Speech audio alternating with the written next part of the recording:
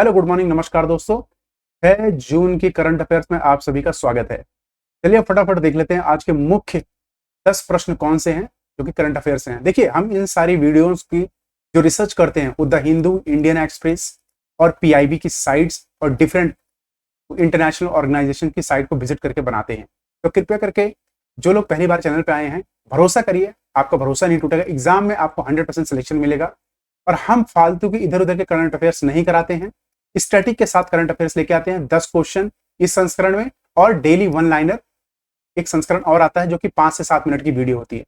बस आप इनको ज्यादा नहीं 15 मिनट दे दीजिए, आपका मैं गारंटी देता हूं कोई भी करंट अफेयर्स का क्वेश्चन गलत नहीं होगा।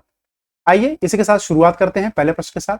पहला प्रश्न, हाल ही में किसे ICC ODI player of the year का पुरस्कार से सम्मानित किया गया है। इंटरनेशनल क्रिकेट काउंसिल हर साल ये पुरस्कार देती है। महीने का जो आता है, ये मंथली किसको दिया था वो इंपॉर्टेंट नहीं है, लेकिन ये बहुत इंपॉर्टेंट है, ध्यान रखिए। तो पहला ऑप्शन है Pat Cummins, B Virat Kohli, C Rohit Sharma या डी बाबर आजम। इसका सही उत्तर है बी विराट कोहली। विराट कोहली ही ने ही अभी हाल ही में आईपीएल जो भी अभी कंक्लूड हुआ है उसमें सबसे ज्यादा रन इन्होंने मारे थे, ये ध्यान रखिएगा। उसके साथ कुछ और इंपॉर्टेंट क्रिकेट जगत से जुड़ी खबरों को देख लेते हैं जो कि बहुत ही इंपॉर्टेंट है। तो पहला है आईसीसी 19 विश्व कप 2024 किसने जीता था? ऑस्ट्रेलिया। ये ध्यान रखिएगा, किसने? ऑस्ट्रेलिया। हराया किसको था? भारत। अंडर 19 की बात हो रही है, ठीक है, अंडर 19। तो किसने? ऑस्ट्रेलिया ने जीता था, भारत को हराया था। आईसीसी T20 महिला विश्व कप 2024 की मेजबानी कौन कर रहा है? बांग्लादेश। ठीक है, ये आपको ध्यान रखना है। वही आईसीसी T20 पुरुष विश्व कप 2024 की मेजबानी कौन कर रहा है? पहली कंट्री है यूएसए और दूसरी कौन सी है? West Indies. ध्यान रखिएगा, वेस्ट इंडीज। वहीं आईसीसी एक दिवसीय अंतरराष्ट्रीय 2023 किसने जीता था? ऑस्ट्रेलिया ने जीता था, ध्यान रखिएगा। और हारा कौन था? भारत।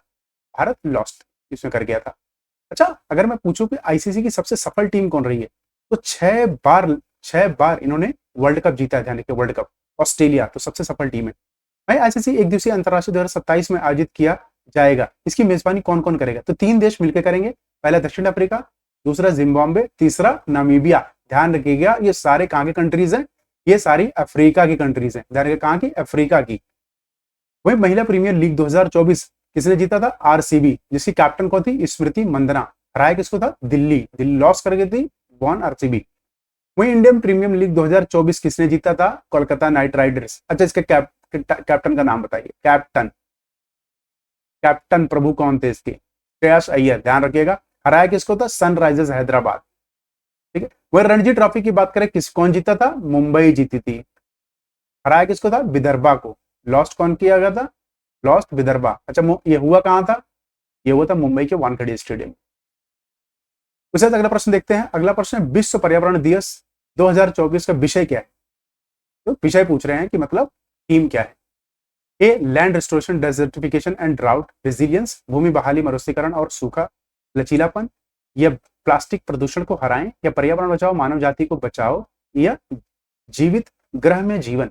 इसका सही उत्तर है ए। ध्यान रखिए, बहुत ही इंपॉर्टेंट है, भूमि बहाली, मरुस्थलीकरण और सूखा लचीलापन। ये ध्यान रखिए, बहुत ही इंपॉर्टेंट है एग्जाम पॉइंट ऑफ व्यू से। ठीक है, 5 जून को हम क्या मनाते हैं?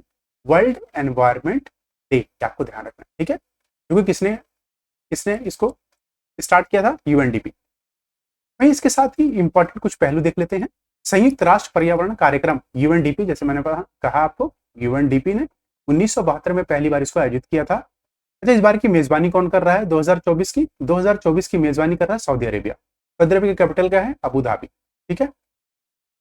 वही नारा हमारी जीवन हमारा भविष्य, क्या है? हमारा जीवन हमारा भविष्य है, ये स्लोगन है इस साल का। वही संयुक्त राष्ट्र विकास कार्यक्रम यूएनडीपी की स्थापना कब हुई थी?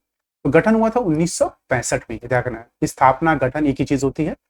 अच्छा, मुख्यालय कहाँ है? तो न्यूयॉर्क। न्यूयॉर्क कहाँ? यूएसए, संयुक्त राज्य अमेरिका। ठीक है, अमेरिका जो भी आप बोलते हैं कोई फर्क नहीं पड़ता। यहाँ के प्रेसिडेंट कौन है? 46वें प्रेसिडेंट है जो बाइडेन। ठीक है, जो बाइडेन, ध्यान रखिए। चलिए इसके साथ अगला प्रश्न देखते हैं। अगला प्रश्न है उच्च शिक्षा विभाग ने हाल ही में डिजिटल लाइब्रेरी प्लेटफॉर्म राष्ट्रीय ई पुस्तकालय बनाने के लिए किस संगठन के साथ एक समझौता ज्ञापन पर हस्ताक्षर किए? A ministry of education, B national book trust, C MeitY या डी नीति आयोग। इसका सही उत्तर है बी। नेशनल बुक ट्रस्ट के साथ हाल ही में इन्होंने समझौता किया है। वहीं स्कूल शिक्षा विभाग ने डिजिटल लाइब्रेरी प्लेटफॉर्म राष्ट्रीय ई पुस्तकालय के लिए, ध्यान रखिए इसका क्या है, प्लेटफॉर्म का क्या नाम है, राष्ट्रीय ई पुस्तकालय, ठीक है, संस्थान बनाने का ढांचा के लिए नेशनल बुक ट्रस्ट के साथ समझौता ज्ञापन पर हस्ताक्षर किए। अच्छा, इसका लक्ष्य क्या है, लक्ष्य 100 से अधिक भाषाओं में 10,000 पुस्तकों को इस पाठ्यक्रम में डालना, ठीक है, नेशनल ई पाठशाला में, ठीक है, राष्ट्रीय ई पाठशाला में डालना। तो कितना, 10,000 पुस्तकें। वहीं NEP मतलब न्यू एजुकेशन पॉलिसी 2020 के दिशा निर्देशों के अनुसार मंच 4 आयु समूहों को, आपको याद होगा जो नई एजुकेशन पॉलिसी आई थी, ठीक है, उसके अंदर 4 समूह में बांटे गए थे, ठीक है, उसी के अनुसार इसका ढांचा पूरा तैयार हुआ है। तो समूह कौन से हैं, पहला इंपॉर्टेंट है, कितने समूह हैं, 4 है। पहला है 3 से 8 साल, 8 से 11, 11 से 14 और 14 से 18, ये ध्यान रखिएगा। इसी के साथ अगला प्रश्न देखते हैं। अगला प्रश्न है, हाल ही में अमेरिका के नेतृत्व वाले इंडो पैसिफिक इकोनॉमिक फ्रेमवर्क मंत्री स्मिथ के बैठक कहाँ आयोजित की गई है? तो ध्यान रखिएगा, इसकी बैठक A India, B Korea, C Vietnam या डी सिंगापुर। तो इसका ध्यान रखिएगा, ये डी सिंगापुर में अभी हाल में आयोजित की गई थी। समृद्धि के लिए Indo Pacific economic framework IPEE मई 2022 में लॉन्च की गई थी। ध्यान रखिएगा, बहुत इंपॉर्टेंट है, इसकी लॉन्चिंग हुई थी कि भाई लॉन्च कब हुआ था इसको, ठीक है, तो 2022 में। इसमें कुल सदस्य कितने हैं, 14 देश है। बहुत इंपॉर्टेंट है, ध्यान रखिए, एग्जाम में पूछा जा सकता है कितने देश हैं, 14 देश है। सहयोग के 4 स्तंभ क्या क्या है इसमें, कि चार चीजों में सहयोग करती हैं कंट्रियां, व्यापार, आपूर्ति श्रृंखला, पहला है व्यापार, दूसरा आपूर्ति श्रृंखला, तीसरा है स्वच्छता अर्थव्यवस्था और चौथा है निष्पक्ष अर्थव्यवस्था। ध्यान रखिएगा इन 4। अच्छा, भारत इन चारों में से एक में नहीं करता, वो क्या है पता है, व्यापार। भारत व्यापार में नहीं करता, इनके साथ साझा। वहां 2023 में बाली इंडोनेशिया में आयोजित किया गया था। ध्यान रखिए, 2023 में कहां आयोजित किया गया था, इंडोनेशिया। इस साल कहां है, सिंगापुर, ठीक है, ध्यान रखिए। अगला प्रश्न देख लेते हैं। अगला प्रश्न है, हाल ही में हल्ला टॉम सडाइटर को किस देश का राष्ट्रपति के रूप में नियुक्त किया गया है, चुना गया है, ठीक है। इलेक्टेड और एक होता है इलेक्टेड, ध्यान रखिएगा, एक होता है सेलेक्टेड, ठीक है। इलेक्टेड हुए, सेलेक्टेड हुए, नॉमिनेटेड हुए, इन तीनों का डिफरेंस ये ध्यान लीजिए, अपने दिमाग में बैठा लीजिएगा। इलेक्टेड होता है लोगों द्वारा, सेलेक्टेड क्या होता है, कुछ लोग जिनको आप लोग चुनते हो वो लोग सेलेक्ट करते हैं, और वहीं नॉमिनेट कौन करता है, नॉमिनेट प्रेसिडेंट ये सब कर देते हैं, ठीक है, ध्यान रखिएगा। तो वहीं क्या, कहां के हुए हैं ये, मैक्सिको, आइसलैंड, ईरान या मालडोवा। इसका सही उत्तर है बी, आइसलैंड, ये ध्यान रख लीजिएगा, आइसलैंड। वहीं हल्ला टॉम सडाइटर को आइसलैंड के 7वें राष्ट्रपति के पद पे चुना गया है। ध्यान, कौन से नंबर के हैं, 7वें, और वह 1 अगस्त 2024 को पदभार ग्रहण करेंगे। तो जो 1 अगस्त में पद ग्रहण करेंगे, उससे पहले अभी ये जिस पद पे हैं उस पद पे बने रहेंगे, ठीक है। वहीं भूतपूर्व राष्ट्रपति कौन थे, गुआना जोहानसन, आपको ध्यान रखना है। आइए इसके साथ और इंपॉर्टेंट विश्व में, देश में जितने भी विश्व के देशों में हाल ही में अभी प्राइम मिनिस्टर और प्रेसिडेंट नियुक्त हुए, उनकी लिस्ट एक बार देख लेते हैं। तो आइसलैंड के नए पीएम कौन बने, बनर्जी बेनेडिक्सन, ध्यान रखिएगा, आइसलैंड की बात कर रहे हैं हम। वहीं फ्रांस के सबसे युवा और पहले समलैंगिक राष्ट्रपति कौन है, गैब्रियल अटल। ये बहुत इंपॉर्टेंट है, क्योंकि समलैंगिक हमारे यहाँ आर्टिकल कौन सा है इसके लिए, 377 सेक्शन 377, ये आपको ध्यान रखना, ठीक है। वही फिनलैंड के प्रेसिडेंट कौन है, अलेक्जेंडर स्टब। पुर्तगाल के नए पीएम कौन बने हैं, लुइस मोंटेनेग्रो, बहुत इंपॉर्टेंट है। आयरलैंड के नए पीएम कौन है, साइमन हैरिस। हंगरी के राष्ट्रपति कौन बने हैं, तमास सुल्याक। वही स्लोवाकिया के नए राष्ट्रपति कौन बने हैं, पीटर पेलेग्रिनी। वही मिस्र के तीसरी बार राष्ट्रपति कौन बने, अब्दुल फतेह अल सीसी। अच्छा, अगर मैं कहूं मैक्सिको की पहली, मुझे कमेंट बॉक्स में बताइए, मैक्सिको की पहली महिला राष्ट्रपति कौन बनी है अभी हाल ही में, कमेंट बॉक्स में बताइए। उसके साथ आइए अगला प्रश्न चलते हैं। अगला प्रश्न है, वायुगतीय डिजाइन और विश्लेषण के लिए प्रवाह सॉफ्टवेयर किसने विकसित किया है, ए DRDO, बी इन्फोसिस, सी इसरो या डी IIT बॉम्बे। इसका सही उत्तर है सी, हाल ही में इसरो ने इसको डेवलप किया है, ध्यान रखिएगा, ठीक है। यह सॉफ्टवेयर लॉन्च वाहनों पर बाहरी और आंतरिक प्रवाह का अनुकरण कर सकता है। ध्यान रखिए, बहुत ही इंपॉर्टेंट चीज है। क्या कर सकता है, इसका बाहरी और आंतरिक प्रवाह का अनुसरण कर सकता है। गठन कब हुआ था, 1959। किसकी बात कर रहे हैं, इसरो की बात कर रहे हैं, इसरो की। इसरो का गठन कब हुआ था, 1969 को। मुख्यालय कहाँ, बेंगलुरु कर्नाटका। इसके अध्यक्ष कौन है, एस सोमनाथ, श्रीधर सोमनाथ। इसरो ने भारत का पहला उपग्रह आर्यभट्ट लॉन्च किया था, ध्यान रखिए पहला है।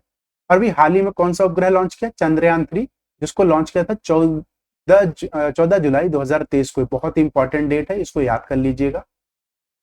वही इसरो की फुल फॉर्म देख लिया, भारतीय अंतरिक्ष अनुसंधान संगठन, ये आपको याद रखना है, ये इसका लोगो है। मैं अगला प्रश्न की तरफ देखते हैं। अगला प्रश्न है, किस अंतरराष्ट्रीय कंपनी को टाइम्स 100 2024 की सूची में सबसे प्रभावशाली कंपनियों की ग्रीन जाइंट के रूप में मान्यता दी गई है? A Adani greens, B Larsen and टर्बो, सी JSW एनर्जी, या डी एनविजन एनर्जी। इसका सही उत्तर है डी एनविजन एनर्जी, जो कि चाइना की एक कंपनी है, ध्यान रखिएगा। ये क्या बनाते हैं, रिन्यूएबल एनर्जी के लिए फेमस है। रिन्यूएबल एनर्जी क्या होती है, जिसको जो कभी ना खत्म होने वाली है, जो प्रकृति की देन है। इसकी है प्रकृति की देन है, सॉरी प्रकृति की देन, ध्यान रखिएगा, ठीक है। तो दुनिया की सबसे पहली नेट जीरो इंडस्ट्रियल पार्क का आविष्कार इन्होंने किया है। अगर पूछा जाए कि नेट जीरो इंडस्ट्रियल पार्क किसने बनाया है, तो इन्हीं का नाम है, आपको याद रखना, ठीक है, एनविजन एनर्जी का। वहीं दुनिया का पहला और सबसे बड़ा वाणिज्य पैमाने पर ग्रीन हाइड्रोजन और अमोनिया यही विकसित कर रहे हैं। इसका मुख्यालय है शंघाई, चीन में। और चीन के राष्ट्रपति कौन है, आपको याद होना चाहिए, शी जिनपिंग। इसकी कैपिटल कौन सी है, बीजिंग, ये ध्यान रखिए। दो बहुत ही इंपॉर्टेंट डेजर्ट है यहाँ पे, क्या नाम है उनका, एक है गोबी, गोबी कैसी होती है, टकली, तो टकला मकान, ठीक है, गोबी डेजर्ट और टकला मकान, ये आपको ध्यान रखना। उसके बाद अगला प्रश्न चलता है। अगला प्रश्न, हाल ही में 15वीं बार USFA चैंपियंस लीग ट्रॉफी किसने जीती है? तो बहुत इंपॉर्टेंट है, यह ध्यान रखिएगा। A Manchester United, B Real Madrid, C Manchester City, या डी बार्सिलोना। इसका सही उत्तर है बी, रियल मैड्रिड ने हाल ही में ये ट्रॉफी अपने नाम की है। उसके साथ आइए कि फुटबॉल जगत से जुड़ी मोस्ट इंपॉर्टेंट पहलू को एक बार देख लेते हैं कि वर्ष की सर्वश्रेष्ठ टीम किसको डिक्लेयर किया गया, मैनचेस्टर सिटी, ध्यान रखिएगा। अच्छा, अगर मैं पूछूं, मुझे कमेंट बॉक्स में बताइए, मेसी किस टीम के लिए खेलते हैं? निक भाई, मैंने आपसे कंट्री नहीं पूछा, कंट्री तो अर्जेंटीना के लिए खेलते हैं। मैंने पूछा किस क्लब के लिए खेलते हैं, क्लब बताइए, सी कमेंट बॉक्स में। अच्छा, बैलन डी और पुरस्कार पुरुष में किसको मिला है, लियोनेल मेसी, जो कि अर्जेंटीना के लिए खेलते हैं। वहीं बैलन डी और पुरस्कार महिला के लिए किसको मिला है, तो एलेना बोनमती को मिला है, जो कि स्पेन की है। अच्छा, 21वां फीफा वर्ल्ड कप 2022 का शुभंकर क्या था, ईशा, अर्जेंटीना फ्रांस, ध्यान रखिएगा। वहीं 22वां फीफा वर्ल्ड कप 2026 कहां खेला जाएगा, USA, कनाडा, मैक्सिको, 3 जगह, ध्यान रखिए, कहां, USA, कनाडा, मैक्सिको, 3 जगह इसको खेला जाएगा। वहीं 23वां फीफा वर्ल्ड कप 2030 कहां का खेला जाएगा, Spain, Portugal, Morocco, Argentina, Paraguay और उरुग्वे, ये 6 देशों में खेला जाएगा। तो इसमें से कितने देश हैं, कहां के, ध्यान रखिएगा, नॉर्थ साउथ अमेरिका के कुछ देश हैं और बाकी यूरोप के, ध्यान रखिएगा। स्पेन, पुर्तगाल, ये आपके यूरोप के हैं। मोरक्को, अर्जेंटीना, पैराग्वे और उरुग्वे, ये आपके साउथ अमेरिका के, ठीक है। वहीं 24वां फीफा वर्ल्ड कप 2034 कहां होगा, सऊदी अरेबिया, अकेले ही करवा लेंगे भैया, इनके पास इतना पैसा है। वहीं संतोष ट्रॉफी इंडिया में खेली जाती है फुटबॉल, इसको किसने जीता था, गोवा, ध्यान रखिएगा। वहीं 132वां डुरांड कप किसने जीता था, मोहन बागान, किसको हराया था, ईस्ट बंगाल, बहुत इंपॉर्टेंट है, याद ध्यान रखिएगा। मोहन बागान ने हराया था किसको, ईस्ट बंगाल को। वहीं BBC sports personality of the year 2023 का अवार्ड अभी 24 का दिया नहीं गया है। 23 का किसको मिला है, इंग्लैंड के खिलाड़ी हैं मैरी अप्स, जो कि फुटबॉलर, ठीक है, वुमेन है, ये भी ध्यान रखना। अगला प्रश्न में चलते हैं। अगला प्रश्न है, हाल ही में WSIS+20 फोरम उच्च स्तरीय कार्यक्रम और AI फॉर गुड वैश्विक शिखर सम्मेलन कहां आयोजित किया गया है? बहुत इंपॉर्टेंट, मोस्ट इंपॉर्टेंट, इसको मार्क कर लीजिए, ये क्वेश्चन पूछा जा सकता है। तो A Geneva, B Seoul, C Tokyo, D New Delhi. अच्छा, सियोल किसकी कैपिटल है, साउथ कोरिया, ध्यान रखिएगा। इसका सही उत्तर है ए जेनेवा, स्विट्जरलैंड, ये ध्यान रखिएगा, ठीक है। अच्छा, टोक्यो किसकी कैपिटल है? जापान। नई दिल्ली इंडिया। तो ये बताइए स्विट्जरलैंड की कैपिटल क्या है? मुझे कमेंट बॉक्स में बताइए स्विट्जरलैंड की कैपिटल क्या, कौन? आइए उसके साथ मोस्ट इंपॉर्टेंट कुछ पहलू देख लेते हैं। यह कार्यक्रम ITU, यूनेस्को, UNDP और अकाउंट द्वारा यह आयोजित किया गया था। ध्यान रखिएगा, इसमें 4 संस्थाएं, ये बहुत ही इंपॉर्टेंट है। और ITU और विश्व परिषद संघ द्वारा संयुक्त होस्ट किया गया था। वहीं इसका स्लोगन क्या था इस साल का? स्लोगन था EI उद्योग में वैश्विक सहयोग का सामंजस्य। आपको इंपॉर्टेंट है, याद रखना, formalising global collaboration in AI industry. वहीं संयुक्त राष्ट्र व्यापार और विकास, जिसे बोलते हैं अंकटाड, का गठन 1964 को हुआ था। मुख्यालय इसका जिनेवा स्विट्जरलैंड में। ठीक है। वहीं संयुक्त राष्ट्र विकास कार्यक्रम UNDP का गठन कब हुआ था? 1965 को। मुख्यालय न्यूयॉर्क USA। संयुक्त राष्ट्र शैक्षिक विज्ञान और संस्थानिक संगठन यूनेस्को का गठन 1945। मुख्यालय पेरिस, फ्रांस। इसी के साथ अगला प्रश्न देख लेते हैं। When is world environment day is observe? विश्व पर्यावरण दिवस कब मनाया जाता है? तो ध्यान रखिएगा, बिना कोई ऑप्शन के 5 जून। मन में गांठ मार लीजिए। ठीक है, वर्ल्ड एनवायरनमेंट डे। अभी कुछ देर पहले मैंने इसकी थीम पूछी थी, बताइए इसकी थीम क्या है? कमेंट करिए, इसकी थीम क्या है? वर्ल्ड एनवायरनमेंट डे की थीम क्या है? जहां लिखा हो ध्यान रखिएगा। थीम देखो, पूरा याद तो नहीं रहने वाला, तो ध्यान रखिए इसमें क्या लचीलापन, एक वर्ड था ना लचीला, रेजिलियंस, उसको ध्यान रखिएगा, उसी से पकड़ लेंगे आप। तो चलिए इसी के साथ कुछ और इंपॉर्टेंट जून के मोस्ट इंपॉर्टेंट डेज देख लेते हैं। तो 1 जून को हम मनाते हैं वर्ल्ड मिल्क डे, देखना, विश्व दुग्ध दिवस। 3 जून को हम मनाते हैं विश्व साइकिल दिवस, बहुत इंपॉर्टेंट है। 4 जून को हम मनाते हैं आक्रामकता का शिकार मासूम बच्चों का अंतर्राष्ट्रीय दिवस। 5 जून को हम मनाते हैं मोस्ट इंपॉर्टेंट वहीं वर्ल्ड फूड सेफ्टी डे, विश्व खाद्य सुरक्षा दिवस 7 जून को मनाते हैं। 8 जून को विश्व महासागर दिवस मनाते हैं। 12 जून को हम बाल श्रम के खिलाफ विश्व दिवस। अच्छा, बाल श्रम के खिलाफ हमारे आर्टिकल कौन सा है? आर्टिकल कौन सा है बाल खिलाफ? अच्छा बताओ, 23वां है या 24वां है? इन दोनों में से बताइए, कमेंट बॉक्स में करिए। इतना हिंट बहुत है यार, मोर देन इनफ। 14 जून को मनाते हैं रक्तदान दिवस, रक्तदाता दिवस। ये दाता भगवान के रूप में होते हैं जो रक्तदान करते हैं, आप भी किया करिए। वर्ल्ड एल्डर अब्यूजनेस डे, विश्व बुजुर्ग व्यवहार जागरूकता दिवस। भाई बुजुर्गों का इज्जत करना सीखिए, लाइन में आप उनको धक्का मार के आगे मत बढ़िए। वे अंतरराष्ट्रीय एकीकरण दिवस 16 जून को। 17 जून को हम मनाते हैं मरुस्थलीय और सूखे का मुकाबला करने वाले दिवस को। 19 जून को हम मनाते हैं विश्व सिकल सेल दिवस। 20 जून को हम मनाते हैं, वहीं 20 जून को हम मनाते हैं रिफ्यूजी डे, विश्व शरणार्थी दिवस। 21 जून को हम मनाते हैं, आने वाला है वर्ल्ड योगा दिवस और वर्ल्ड म्यूजिक दिवस, यानी कि संगीत का दिवस भी होता है। 23 जून को मनाते हैं संयुक्त राष्ट्र लोक सेवा दिवस। ठीक है, साथ साथ में इंटरनेशनल ओलंपिक्स डे। इस साल के ओलंपिक्स कहाँ हो रहे हैं? कमेंट बॉक्स में बताइए, ओलंपिक्स कहाँ हो रहे हैं? पेरिस। पेरिस कहाँ पर है बताइए, पेरिस कहाँ पर है? 26 जून को हम क्या मनाते हैं? International day against drug abuse. इतना ध्यान रखिएगा, बहुत है आपके। 29 जून को हम क्या मनाते हैं? National statics day. बहुत इंपॉर्टेंट नहीं है, छोड़ सकते हैं आप। वहीं 3rd संडे जून को हम क्या मनाते हैं? अंतरराष्ट्रीय पिता दिवस। तीसरा संडे, थर्ड संडे जून का, इसको ना अपने गले में टांग लीजिए कि उनके कर्ज से कभी मुक्त नहीं हो सकते जिन्होंने तुम्हें जन्म दिया, और साथ में ये कपड़े, लैपटॉप जिससे देख रहे हो, ये फोन जो आईफोन चला रहे हो, ये सब उनके कर्ज से कभी मुक्त नहीं हो सकते आप। चलिए इसी के साथ ये संस्करण पूरा हुआ। आप सभी का धन्यवाद पूरी वीडियो को देखने के लिए, और कृपया करके चैनल को सब्सक्राइब करना ना भूलें और जुड़े रहिए। पक्का आपको गारंटी देते हैं, आपको मायूस नहीं होने देंगे और 100% सिलेक्शन दिलाएंगे, टेंशन मत लीजिए। चलिए आपका दिन शुभ हो।